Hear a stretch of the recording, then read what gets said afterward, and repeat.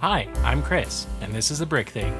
I have quite a few LEGO spaceships, and when it comes to display space, I've been sticking to the playset size rather than the UCS sets so I can display a larger variety on my shelves.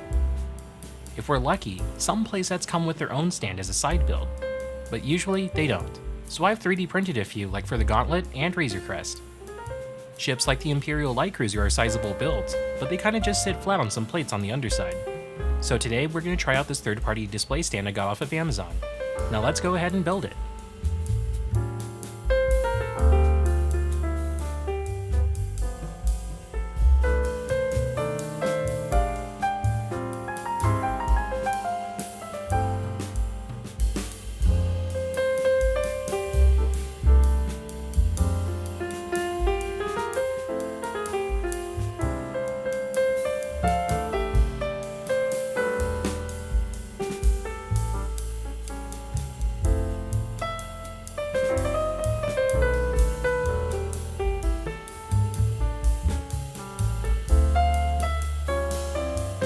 At just 77 pieces, it's a pretty quick build.